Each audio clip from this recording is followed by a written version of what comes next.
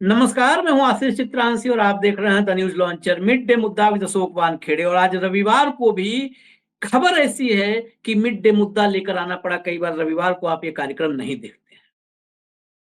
शनिवार को हमने एक कार्यक्रम चलाया, सबसे पहले न्यूज लॉन्चर पर चलाया कि शपथ ग्रहण का बहिष्कार कर दिया है। 46 विधायकों ने शपथ नहीं ली और ये एक बगावत की शुरुआत है। उस शुरुआत पर ढेरों दर्शकों ने देखा और लाखों ने देखा, हजारों ने तारीफ की। लेकिन बहुत सारे ऐसे आए, वो एक ग्रुप होता है, विशेष ग्रुप होता है जिसकी चर्चा हम लोग करते हैं। वो मैं इसलिए चर्चा कर रहा हूं क्योंकि आज का विषय उससे जुड़ा हुआ है। उन्होंने कहा इससे क्या होने वाला है, कुछ नहीं होने वाला है, फर्जी चलाते हो, आज नहीं कल शपथ ले लेंगे, परसों शपथ ले लेंगे, तमाम बात। वो कल ले ले, परसों ले ले, ठीक है। हमने और भाव ने जो बात कही थी कि कभी भी कहीं भी ऐसे ही चिंगारी से शुरुआत होती है बड़े बड़े आंदोलनों की। ऐसे ही चिंगारी से वो आग जो है लग जाती है जिस आग में अहंकार स्वाहा हो जाता है, तानाशाही भस्म हो जाती है। ऐसी चिंगारी से वो चिंगारी आगे बढ़ गई है। इसीलिए आज रविवार को हम आए हैं मिड डे मुद्दा लेकर के, क्योंकि वो चिंगारी अब आग पकड़ने लगी है। महाराष्ट्र में अभी तक तो खबर थी कि 46 विधायकों ने शपथ का बहिष्कार कर दिया। अब खबर आनी शुरू हो गई है कि विधायक इस्तीफा देने के लिए तैयार है। इस्तीफा देने के लिए तैयार ही नहीं है, उतावले हैं, कह रहे इस्तीफा अप्रूव करे हाईकमान, हम इस्तीफा देंगे। अब गेंद हाईकमान के पाले में है। शुरू में कहा जा रहा था कि विधायक बड़े मुश्किल से जीते हैं, वो तैयार नहीं होंगे। अब तो विधायक कह रहे हैं हमको इस्तीफा देना है, और किसी एक पार्टी के नहीं। शिवसेना का विधायक इस्तीफा देने को तैयार है, कांग्रेस का विधायक इस्तीफा देने को तैयार है, शरद पवार की पार्टी का विधायक इस्तीफा देने को तैयार है। हम ऐसे विधायकों का नाम बताएंगे। भाव को पहले कंट्रोल रूम चर्चा में जोड़ लीजिए, फटाफट जोड़िए चर्चा। स्वागत है भाव। आज रविवार को स्पेशली इसलिए क्योंकि कल के खबर का एक्सटेंशन है, पार्ट 2 है। और हम लोग तो ये ढकोसला करते नहीं जी, हम बिल्कुल न्यूट्रल हैं, हम आधा ये बताएंगे आधा वो बताएंगे। हम पूरा पूरा बताते हैं। हमें बड़ी प्रसन्नता है। इस्तीफे की बात सबसे पहले भाव ने कही थी, सबसे पहले भाव ने कही थी, और वो इस्तीफे की बात आज विधायक करने लगे हैं। इसलिए हम कहते हैं कि हम लोग जो भी करते हैं हवाई नहीं करते। अब आते हैं खबर पर, तथ्य पर। पहला मामला, खबर जो आ रही है डिटेल में भाव बताएंगे। उत्तम जानकार विधायक हैं मालसिरस विधानसभा से, तैयार हैं इस्तीफा देने की। दूसरा नाम मैं बता दूं, बस नाम बताऊंगा, डिटेल में फिर चलेंगे भाव के पास। शिवसेना के विधायक हैं सुनील राउत, बिक्रोली से विधायक हैं सुनील राउत, संजय राउत के भाई हैं। वो कह रहे हैं कि मुझसे अभी इस्तीफा ले लो, मैं नहीं रहना चाहता, और मैं चाहता हूं इस्तीफा। सिर्फ ये नहीं कि इस्तीफा देके घर बैठूंगा, ये आर पार की लड़ाई होगी, दूध का दूध और पानी का पानी होगा। मैं 14 और 16 हजार वोट से 15 हजार वोट से जीतने वाला नहीं था, मैं 40-50 हजार वोट से जीतने वाला था। मैं जीता हूं, लेकिन मैं विधानसभा में नहीं बैठूंगा, इस्तीफा दूंगा, लड़ूंगा।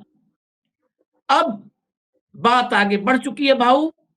ये दो विधायक की जानकारी तो अभी मिली है। ये क्या है इन दोनों का पहले डिटेल, एक तो दर्शकों को डिटेल तथ्य हम सब बता दें, उसके बाद इस कहानी को कि ये जो अंदर आग सुलगी है ये कहां तक जाएगी।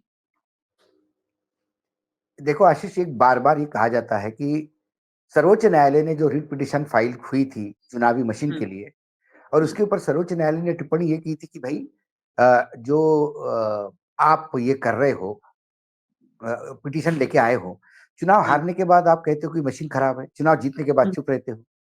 क्योंकि जिसने रिट पिटिशन फाइल की थी उसने चंद्रबाबू नायडू और जगन रेड्डी का नाम किया था। तो कोर्ट ने कहा कि भाई पिछले चुनाव में जगन रेड्डी ठीक थे, तब मशीनें ठीक थी उनके लिए, और चंद्रबाबू के लिए खराब थी। इस बार नतीजे ऐसे आ गए तो चंद्रबाबू चुप है और जगन रेड्डी ऑब्जेक्शन ले रहे हैं। हम इस बात को नहीं मानते। वैसा देखा जाए तो वो रिट पिटिशन ही फर्जी थी। मैं फर्जी इसलिए कह रहा हूं क्योंकि जिसने की थी वो अडानी प्रेमी है। अब अडानी प्रेमी चुनाव आयोग के खिलाफ तो नहीं जा सकते। कई बार एक स्ट्रैटेजी होती है कि आप पहले रिट पिटीशन फाइल करके उसको रिजेक्ट करवा दो और कहो कि भाई चुनाव आयोग, सर्वोच्च न्यायालय ने चुनाव आयोग की मशीनों को सही ठहराया। क्योंकि जब ये रिट पिटीशन फाइल हुई तो यही कहने के लिए बार बार हेडलाइन यही होती थी कि अब सर्वोच्च न्यायालय ने भी मशीनों पे मुहर लगाई। जबकि बात अलग थी, आपको तथ्य पेश करने थे, आपको डाटा देना था, हरियाणा के चुनाव का डाटा देना था, आपने वो नहीं दिया। आप बाकी घूमते रहे कि 180 देशों में ऐसा हो रहा है। वो बोले भाई 180 देशों को छोड़ो, भारत की बात करो ना, भारत में क्या प्रॉब्लम? तो उस पे जवाब नहीं दे पाए, क्योंकि ये जिसने रिट पिटीशन फाइल की उसने दिल के पिटीशन फाइल की कि इसको रिजेक्ट होने के लिए फाइल की, ताकि ग्रीन सिग्नल मिले। ऐसा एक चर्चा बहुत पहले भी हुई है कि जब अडानी जी का गुजरात में पोर्ट बन रहा था, तब कई एनवायरमेंटलिस्ट उसके खिलाफ आवाज उठा रहे थे। तो एक आदमी ने उनके खिलाफ रिट पिटीशन फाइल की और वो सर्वोच्च न्यायालय तक गई और हार गया। वो जिसने रिट पिटीशन फाइल की अभी वो अडानी जी के लिए काम करता है। मतलब ऐसा कहा जाता है कि उनके पोर्ट पे ठेके वेके मिले हैं उनको।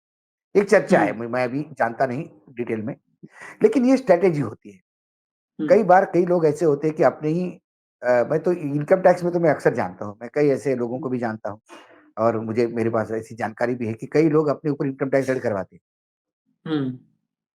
अपने अपने जान पहचान के अधिकारी है तो अपने पास रेड कर लो, लेकिन एक बार इनकम टैक्स की रेड होगी तो कम से कम आने वाले 2 साल तक नहीं होती, क्योंकि बार-बार रेड कैसी होगी? तो 2 साल के लिए छुट्टी हो जाती, फिर आप 2 साल में फिर अपने अधिकारी आते थे, उससे रेड करवाओ, 1 आध लाख रुपए की पेनल्टी भरो और फिर अपना लाखों का व्यवहार करते रहो। कुछ लोग घर में अच्छा रिश्ता आने के लिए भी इनकम टैक्स रेड करवाते हैं, कि भाई इनकम टैक्स की रेड होगी तो लोग सोचते हैं कि बहुत बड़ी पार्टी है, तो रिश्ता अच्छा आता है। ऐसे कई चीज़ें लोग करवाते हैं, है ना? तो ये ऐसा एक्साइज़ में भी होता है, ऐसा गुटखा कंपनी में अक्सर होता है। अपना ही चोरी का अपना ही गुटखा पकड़ा देते हैं कि ये डुप्लीकेट गुटखा गुटखा पकड़ा गया और फिर बोलते हैं कि साहब हम तो हमारे ऊपर टैक्स चोरी का यही आरोप लगता है, हमारा डुप्लीकेट माल बहुत मार्केट में बिकता है, क्या करें हम? तो ये सारी स्ट्रैटेजी है बिज़नेस करने की, अपने यहाँ जुगाड़ सिस्टम बहुत है। ऐसा ही जुगाड़ सिस्टम इस मशीन में भी हुआ। लेकिन जब लगातार मशीनों की बात हो रही है और विधायक विधायक ने कहा, सुनील राउत ने कोई गलत नहीं कहा। उन्होंने कहा कि मैं 50,000 से जीतने वाला था भाई, 16,000 की जीत मैं नहीं मानता। तो ये सुप्रीम कोर्ट के उस सवाल का जवाब भी है कि जीतने वाला कहता है कि मशीनें ठीक है, बोला नहीं, मशीनें खराब है। उन्होंने कहा कि बैलेट पेपर से चुनाव करवा ले, हम आप भी इस्तीफा देंगे। मैं इस्तीफा देने को तैयार हूँ। जानकर जिनके कॉन्स्टिट्यूंसी में वो तो जीत गए, शरद पवार की पार्टी के हैं, एनसीपी शरद पवार, वो तो जीत गए हैं। लेकिन उनके कई ऐसे गाँव हैं जहाँ लोग बहुत नाराज़ हैं कि हमने पूरा जानकर साहब को वोट दिया और हमारा वोट क्यों नहीं जानकर साहब को मिला। उसी में वो गाँव था जिसने एक रोल मॉडल करके आज स्थापित किया, पूरे विश्व में आज उसकी चर्चा है कि उसने एक मॉक चुनाव अपने यहाँ करना चाहा और पुलिस ने करने नहीं दिया, 200 लोगों के ऊपर एफआईआर दर्ज कर दी। ये प्रजातंत्र और लोकतंत्र में शायद पहला ऐसा अजूबा है जहाँ प्रजातंत्र की मर्यादा में रहते हुए, लोकतंत्र की मर्यादा में रहते हुए, संसदीय प्रणाली की इस मर्यादा में रहते हुए, यदि कोई अपने आप को एक बार फिर से टेस्ट करना चाहता है तो ये लोग नहीं कर सकते, क्योंकि उनकी ये जांच, भले ही कानूनी उसका कोई अधिकार नहीं था, ना उसका कोई इम्पैक्ट पड़ने वाला था, लेकिन सरकार की शायद वो कुकर्म यदि हो तो एक्सपोज हो जाते हैं। नहीं तो सरकार को डर किसी बात का नहीं था। सरकार ने कहना था कि हम तहसीलदार देते हैं। अरे तहसीलदार छुट्टी, एक दिन छुट्टी लेके तहसीलदार बैठेंगे वहां पे, चलो ठीक है, ऑन ड्यूटी नहीं होगा, ऑफ ड्यूटी होगा, तहसीलदार के नेतृत्व में करके देखिए, पता पड़े फिर जानकर को पहले तो 800 वोट मिले, फिर 300 ही रह गए और बीजेपी वालों को ज्यादा मिल गए। बोले कि आप खुश, बैलेट पेपर से भी खुश। अरे यही है जनादेश। लेकिन जहां मशीनादेश हो वहां जनादेश की चिंता होने लगती है। अब दूसरी बात मेरी, थोड़ा मैं प्रैक्टिकल अप्रोच के साथ देता हूँ। कई लोग ऐसे भी कहते हैं कि इस्तीफा देखिए क्या करेंगे भाई। अब मुझे बताओ सदन में रह के क्या करेंगे? हाँ। करीब करीब 235 लोग ऐसे हैं जो सत्ता पक्ष में हैं। अब 288 में से 235 निकालेंगे, 40-45 लोग रहते हैं। अरे जब ये बराबरी में बैठते थे पिछले 2.5 साल में, जब इनकी नहीं सुनवाई हुई, तो अब इन 40-45 की कौन सुनेगा सदन में?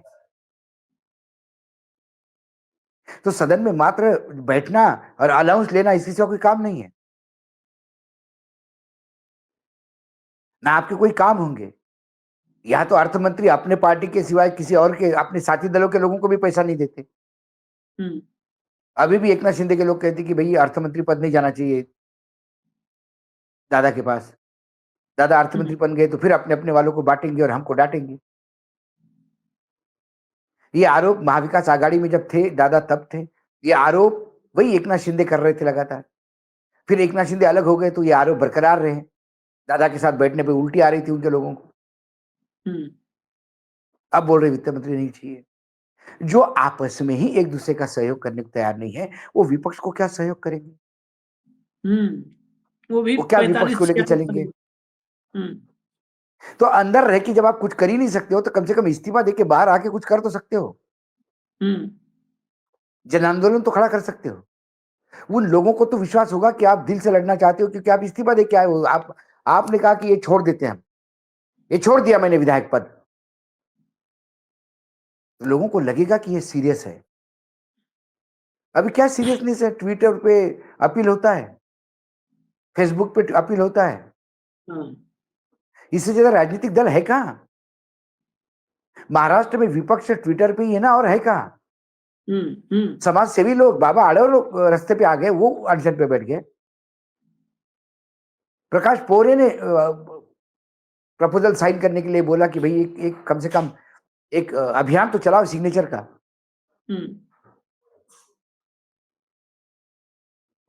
और ये जो 6 तारीख को जो 2 गांव तड़ेगांव और उसमें होना था, वो 6 गांव, वो दो गांव में इसलिए नहीं हुआ कि 6 तारीख को बाबरी मस्जिद वाला भी इशू था और बाकी भी इशू थे। तो प्रशासन ने रिक्वेस्ट की थी कि अभी थोड़ा सा टेंशन वाला मामला है, इसमें मत टेंशन करो। लेकिन गोदी मीडिया ने वहां टीम भेज के बोल दिया कि वहां तो ऐसा कुछ होने ही वाला नहीं था। मतलब ये प्रकाश पोरे गलत बोल रहे थे। वहां भी होगा, अगले वीक होगा।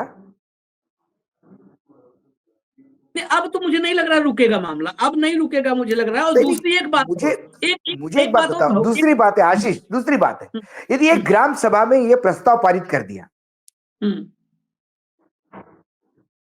कि विधानसभा चुनाव के नतीजों को एक बार फिर से परखने के लिए हम गांव में एक मॉक वोटिंग करते हैं, तो क्या वो प्रस्ताव गैर कानूनी होगा? क्या ग्राम सभा जो पंचायती राज में, जिसको पार्लियामेंट से भी ज्यादा अधिकार है, क्या वो तय नहीं कर पाएंगे?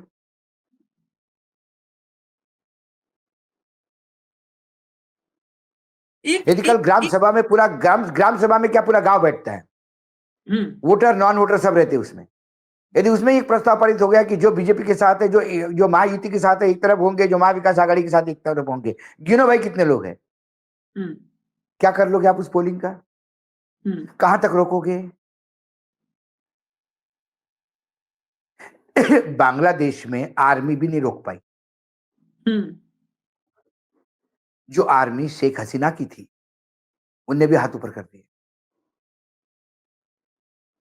क्योंकि जब जनसैलाब उमड़ता है, लंका में ऐसा ही जनसैलाब उमड़ा तो राष्ट्रपति घर घुस गया था।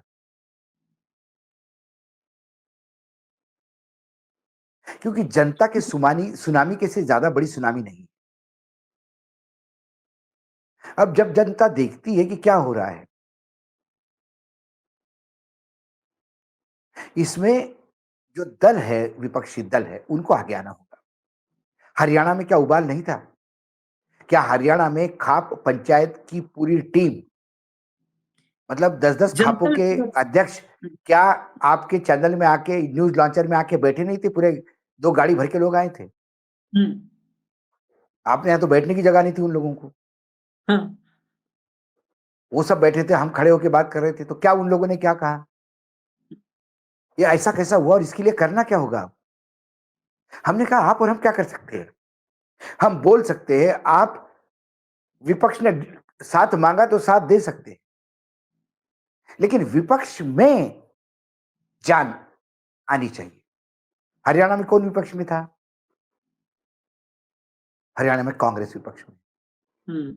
क्या कर रही है कांग्रेस? Press conference. वो कांग्रेस इतनी नकारा हो गई है कि अभी 1 महीना हो गया चुनाव होके, 2 महीने हो गए शायद चुनाव होके हरियाणा में, अभी तक वहां नेता प्रतिपक्ष कांग्रेस नहीं बना पाई। 12 साल से वहां अध्यक्ष, जिला अध्यक्ष और जिला इकाइयां नहीं है, कार्यकारिणी नहीं है, प्रादेशिक कार्यकारिणी नहीं है, तो बहुत पुरानी बात हो गई। क्योंकि जो जनरल सेक्रेटरी ऑर्गेनाइजेशन है, जिनको ये सब देखना है, आदरणीय वेणुगोपाल जी, वो हरियाणा में इंटरेस्टेड नहीं है, क्योंकि हरियाणा में तो चुनाव हार गए या हरवाया गया। वो झारखंड में इंटरेस्टेड थे। वो झारखंड में पत्र लिख रहे मुख्यमंत्री को, कि हमारे आदमी को अर्थ मंत्री पद देना पड़ेगा।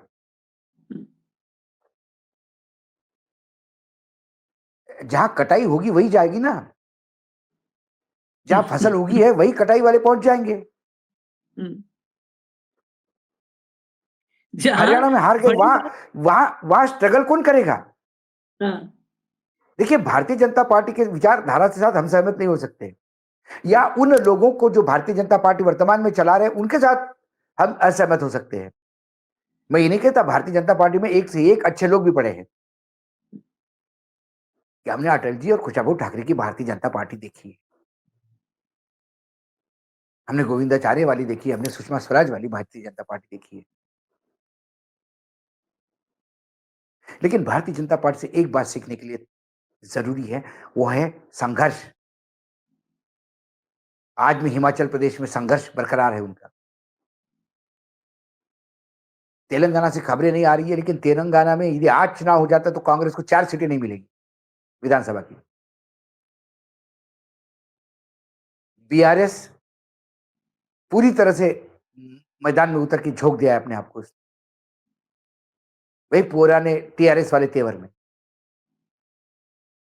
विपक्ष है और जनता पे यदि अन्याय हुआ है तो जनता के शब्दों को, उस वेदनाओं को कृति में लाने के लिए विपक्ष की जरूरत होती है। वो विपक्ष महाराष्ट्र में कहाँ है?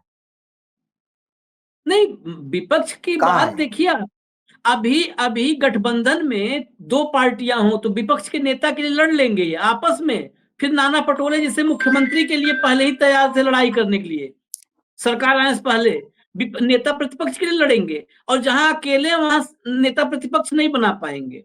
आपने नाम ले लिया कांग्रेस का, मेरा सवाल ही वही था, आप वहीं पर पहुंच गए। सवाल ये था कि सुनील राउत, उत्तम जानकर, ये सब इस्तीफा देंगे, शिवसेना से देंगे और शरद पवार की पार्टी से देंगे। वो 16,000 वोट से जीतते हैं, इस्तीफा देने के लिए तैयार है, कह रहे हैं मैं 50 से जीतता। एक अभी एक जगह से एग्जाम्पल आना बाकी है, वो उदाहरण जरूरी है, और मुझे लगता है अगर वो आ जाएगा, इसको चाहे ये भी लोग कह लें कि चढ़ा रहे हैं, तो यही मान लो चढ़ा रहे हैं, अगर वो उदाहरण आ जाएगा तो मुझे लगता है इस देश से मशीन हर हाल में चली जाएगी, क्योंकि वो फिर नहीं शरद आएगी। पवार उद्धव की पार्टी के सभी नेता, सभी विधायक इस्तीफा दे देंगे। सबसे कम वोट से कौन जीता है? नाना पटोले। मुझे लगता है नाना पटोले की योग्यता से कि उनको 1,50,000 वोट से जीतना चाहिए था। कल आदित्य के पीछे पीछे आकर के आदित्य ने 35 सेकंड की जो है बाइट दी थी, तो ये 1.25 मिनट की बाइट दिए थे। मुझे लगता है सबसे कम वोट से जीते हैं, जबकि सबसे ज्यादा वोट से महाराष्ट्र में इनको जीतना चाहिए था। मुख्यमंत्री पद पर दावा इनका था, सबसे लोकप्रिय नेता है। इनको ये इस्तीफे का ऐलान क्यों नहीं कर रहे हैं? इनको इस्तीफे का ऐलान करना चाहिए। ना, इनको तो अंदर बैठ के मक्खन खाना है। हाँ, जो लोग अंदर बैठ के, क्योंकि फिर भरी, क्योंकि पहले पुराने बीजेपी के साथी है ना, इनके तो मित्र है भाजपा में, तो ट्रांसफर पोस्टिंग ये सारा खेल करना है।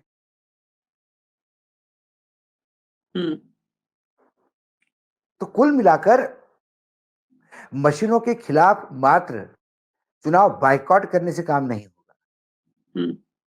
नहीं तो भाजपा ने क्या मतलब, जो पहली बार मशीनों का मैंने क्या कहा, छत्तीसगढ़ में थोड़ा सा एक्सपेरिमेंट किया, आवाज कोई नहीं आई। हरियाणा में इसको कमर्शियल लेवल पे लॉन्च किया, थोड़ी सी आवाज आके चुप हो गई। गुजरात में टेस्ट किया, गुजरात में एक प्रेस कॉन्फ्रेंस लेके चुप हो गए। महाराष्ट्र में फुल फ्लेज कर दिया, 100 सीटों पे चलो खेल करो। 40-50% सीटों पे खेल करो, देखो क्या होता है। हो गया मामला।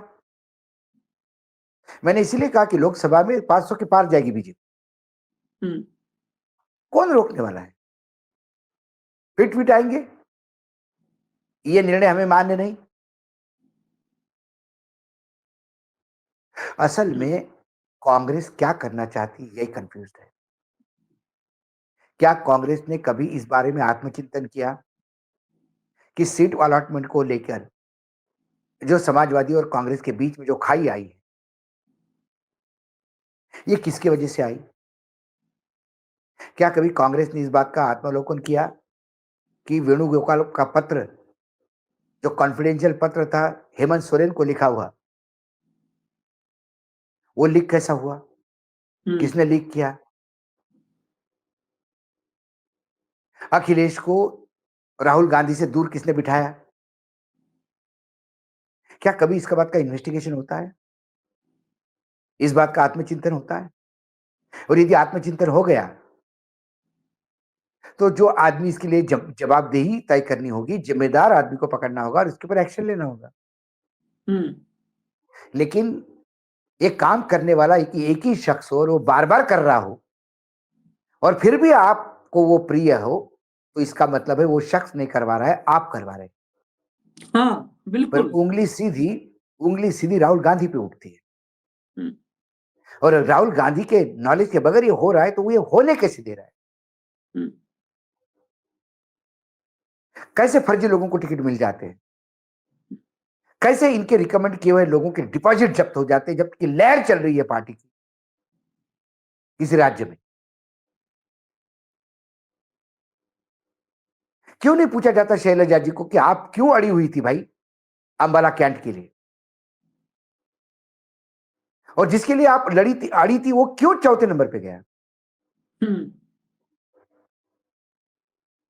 क्या कुछ लोगों ने बीजेपी के लोगों को जितवाने का ठेका लेके रखा है?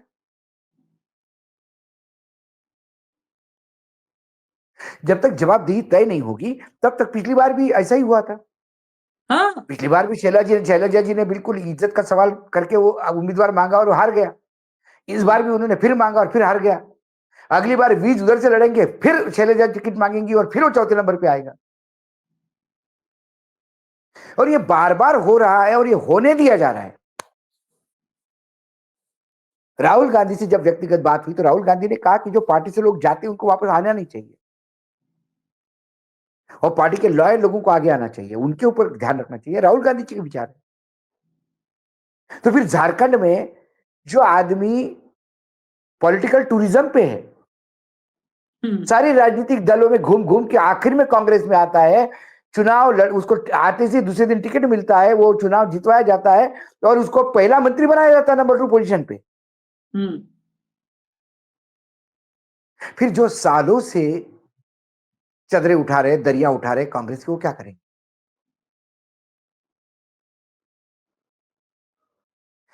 कांग्रेस पे हम इसलिए ज्यादा बोलना पड़ रहा है क्योंकि कांग्रेस ही सबसे बड़ा विपक्षी दल है वर्तमान, और सबसे कमजोर कड़ी भी है। सबसे कमजोर कड़ी कमजोर भी कड़ी है। है। हाँ। भाजपा यही चाहती है कि क्षेत्रीय दल खत्म हो जाए और कांग्रेस के सामने आमने लड़े। वो हाँ। जानती है कि कांग्रेस में उनके इतने स्लीपर सेल बैठे हैं कि कांग्रेस को आजीवन सत्ता में आने नहीं देंगे। इसलिए उनको डर शिवसेना से था, शरद पवार से था, वह मशीनों का खेल हुआ। अखिलेश से डर है, अखिलेश निपटाते हैं। ममता से डर है, ममता घुसने नहीं देती। बीजेडी को साथ लेके निपटा दिया, बिल्कुल साथ में रख के गला काट दिया, पता भी नहीं पड़ा। बीआरएस को कांग्रेस ने निपटाया, बीआरएस फिर लगी हुई है आने में सामने। लेकिन क्या छत्तीसगढ़ में कोई संघर्ष देख रहे हो आप? मध्य प्रदेश में कोई संघर्ष देख रहे हो आप? मीडिया में, सोशल मीडिया में मध्य प्रदेश और छत्तीसगढ़ के भ्रष्टाचारों की खबरें हैं, लेकिन नेता मौन है, कोई बात करने को तैयार नहीं। राजस्थान में इतनी उलट पुलट हो रही है लेकिन कोई बात करने को तैयार हम्म। नहीं। और अब फिर विधानसभा के अगले चुनाव आने दीजिए, फिर अशोक गहलोत कपड़े पहन के आ जाएंगे सामने और फिर अशोक गहलोत के हिसाब से काम होगा। वैसे भी उनके कपड़े उतरे नहीं हैं, कभी हरियाणा में, कभी महाराष्ट्र में, है तो यही 4-5, नहीं नहीं, 5-7 मैंने क्या है, कहा, यही हर जगह दिन नजर आएंगे। मैं ताश के 52 पत्तों में एक जोकर होता है। हम्म दुर्भाग्य से कांग्रेस के 52 पत्तों में 50 जोकर है, 2 पत्ते हैं। ये दोनों भाई बहन कब तक दम मारेंगे, सवाल ये है। वही बघेल जी को बोला कि आपने छत्तीसगढ़ जैसा हरवाया है, वैसे ही आप जरा विदर्भ हराइएगा, वो निपटा के आए विदर्भ। हम्म सिंहदेव साहब को बोला कि बाबा आपने भी छत्तीसगढ़ में निपटाने में कोई कमी नहीं छोड़ी, आप इस बार पश्चिम महाराष्ट्र निपटाइए। पृथ्वीराज चौहान से लेके सब निपट गए। तो इन लोगों ने जो काम करना था वो बाखूबी से किया। देखिए उनका परफॉर्मेंस परफेक्ट है, जिसके लिए वो जाने जाते वही करते वो।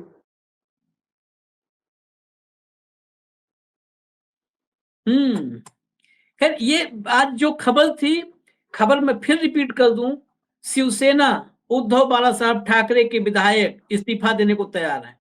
साफ साफ सुनील राउत ने कहा है कि बैलेट पेपर से हो चुनाव, मैं इस्तीफा दे रहा हूं, इस्तीफा देने के लिए मैं बैठा हूं, तैयार बैठा हूं। उत्तम जानकार, शरद पवार की पार्टी के मालसरस के विधायक, वो भी क्रोली मालसरस, वो भी देने के लिए इस्तीफा तैयार है। बात असली क्या है कि कांग्रेस की तरफ से कोई सुगबुगाहट नहीं है।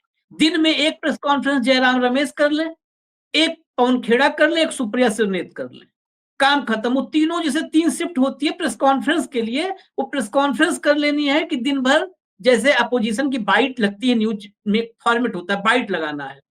तो दरअसल ये गोदी मीडिया को बाइट प्रोवाइड करवाने के लिए एक एक प्रेस कॉन्फ्रेंस कर लेते हैं और चेहरा दिन भर चलता रहता है, काम खत्म।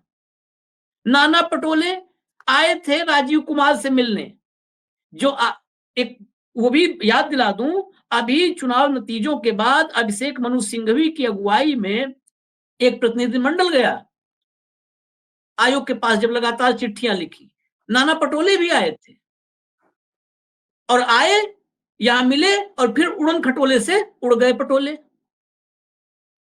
पहुंच गए महाराष्ट्र। जब इतना एतराज है भाई राजीव कुमार के यहां, वहां सुड़न खटोले पे आए मिलने के लिए, तो फिर क्यों नहीं उत्तम जानकार, क्यों नहीं सुनील राउत, क्यों नहीं आदित्य उद्धव ठाकरे? खाली बाइट देने के लिए आदित्य ठाकरे के बाद तुरंत बाइट दे दिया कि ऐसा ना हो दिन भर अकेले आदित्य ठाकरे फोटो चले, हमारी छूट जाए। खाली चेहरे चमकाना है, सबसे कम वोट से जीते हो। अगर रत्ती बस शर्म है, मैं कहता हूं नाना पटोले को आ गया चाहिए, नाम स्पेशली इसलिए ले रहे हैं कि जो आदमी सबसे कम वोट से जीता है उसको सबसे पहले कहना चाहिए था कि नहीं, और वो सीएम पद का भाई, सीएम कांग्रेस का होगा, ताल ठोके पड़े थे, उनको कहना चाहिए मैं 1 लाख से जीतूंगा, दे रहा हूं इस्तीफा, कराओ बैलेट पेपर से चुनाव। नहीं, खाली वो पूरा का पूरा एक अलग ही पैटर्न बना लिया है, खारिज कर दिया, आयोग से शिकायत कर दिया और घर में जाकर के आराम से बैठ गए। अब विधायक तो बनी गए हैं किसी तरह से। तो खैर, अब इंतजार है कांग्रेस, कांग्रेस क्या करेगी। भाऊ ने एक खबर अंदर से आई थी, चर्चा की थी, आपने देखा भी होगा कि एक ऊपर के लेवल, वही 52 पत्तों में जो ऊपर 2-3 पत्ते हैं, उन पत्तों के बीच चर्चा है कि अब फाइनली चुनाव न लड़े कांग्रेस, पंचायत से लेकर के और लोकसभा तक हर चुनाव से बाहर हो जाए। कम से कम इससे एक देश में जनता के बीच एक संदेश जाएगा कि हाँ, अब ये आर पार की लड़ाई लड़ने के लिए तैयार है। लेकिन वो पत्ते आपस में जो भी चर्चा कर रहे हो, बाद में सब जो कहते हैं लीप पोत बराबर कर देना। बाकी जब और पत्ते खेल में आएंगे तो वो समझाएंगे कि नहीं, हम बाहर हो जाएंगे तो फिर तो मोदी जी के लिए रास्ता एकदम खुला हो जाएगा। अरे अभी कौन सा रास्ता रोक रहे हो, बैरिकेडिंग लगा के बैठे हो? अभी भी तो रास्ता खुले है, थोड़ा मुश्किल भी होता तो आसान ही कर देते हो आप लोग। तो अभी कौन सा बैरिकेडिंग लगा के बैठे हो? लेकिन सब समझाएंगे नहीं, राहुल जी लड़ना चाहिए, चुनाव नहीं लड़ेंगे तो जो है मोदी जी का रास्ता साफ हो जाएगा। दरअसल मोदी जी ये कह पाए कि हमने चुनाव लड़के जीता है, वो काम समझाने का उन्हीं का है, वो समझाएंगे राहुल गांधी को। इजाजत दीजिए हमें, मैं देखते मैं हैं। एक हाँ, मिनट एक बात करना चाहूंगा, मुझे एकदम याद आई हाँ। कि राजीव गांधी जब चुनाव हारे हम्म, मैसिव मैंडेट के बाद, हम्म, जो वीपी सिंह वाला दौर चला और राजीव गांधी चुनाव हारे, हम्म, तो फिर वीपी हाउस में एक सम्मेलन हुआ पार्टी। हम्म, उसमें राजीव गांधी स्टेज पे आए, नीचे से नारे रखने लगे, राजीव गांधी संघर्ष करो, हम तुम्हारे साथ हैं। हम्म, राजीव गांधी ने प्रॉम्प्टली माइक पकड़ के कहा, मैं चुनाव जीत चुका हूं, हम्म। संघर्ष अब आप करो, मैं तुम्हारे साथ हूं। आज पार्टी के कार्यकर्ताओं को, पार्टी के बाकी नेताओं को संघर्ष करने की जरूरत है। राहुल गांधी साथ देंगे। राहुल गांधी संघर्ष करो, हम तुम्हारे साथ हैं। अब ये नारा कहने से अपने आप की बेइज्जती होती है जिन नेताओं की जो नारा देते हैं। हाँ, राहुल इसलिए तुम आगे बढ़ो, राहुल हम गांधी तुम्हारे जीत साथ गए, हैं। राहुल हाँ। गांधी आज जीत गए, प्रियंका जी जीत गई। इनको संघर्ष नहीं करना है, हम्म, संघर्ष आपको करना है, वो पीछे खड़े होंगे। हम्म। आप संघर्ष करने को तैयार नहीं हो, उनको बोलते हो संघर्ष करो, आप पीछे खड़े हैं। ये अजीब एक नया सिस्टम कांग्रेस के खून में डल गया है। चलिए देखते हैं, इंतजार करते हैं, लेकिन एक बात तो तय है, फिर मैं रिपीट कर दूं, शुरुआत में जो किया था, बोला था वही आखिर में, कि अब ये इतना आसान नहीं है। बहुत सारे लोग निराशावादी कह देते हैं कि नहीं कुछ नहीं होगा जी, आप लोग चिल्लाते रहो, और वो उनकी तो मैं बात ही नहीं करता, जो आते हैं कहते हैं मोदी जी के पीछे पड़ा है कांग्रेसी जो एजेंट, तो उनकी बात नहीं करते। लेकिन उस निराशा से बाहर आने का दौर है। ठीक है, कांग्रेस नहीं, शरद पवार के विधायक, उद्धव के विधायक, बाबा अढ़ाव जैसे 90 साल के बुजुर्ग, प्रकाश पोहरे जैसे पत्रकार, बहुत सारे लोग हैं, बहुत सारे लोग, 80 साल के जज साहब हैं, वो पुणे में अभी कोलसे 4 पाटिल, दिन पहले बैठे थे, कोलसे पाटिल, 80 साल उम्र है, बहुत सारे लोग हैं। और ये विधायक, अगर ये नेता आ गए मैदान में, तो फिर जनता को ताकत मिलती है कि हाँ यार, जिसके लिए हम लड़ रहे हैं वो तो हमारे साथ खड़ा है कम से कम। तो वो अब तैयारी होने लगी है। फिलहाल इजाजत दीजिए हमें, न्यूज लॉन्चर देखते रहिए। कल दोपहर फिर मिलेंगे भाऊ के साथ, मिड डे मुद्दा विद अशोक वानखेड़े में। नमस्कार।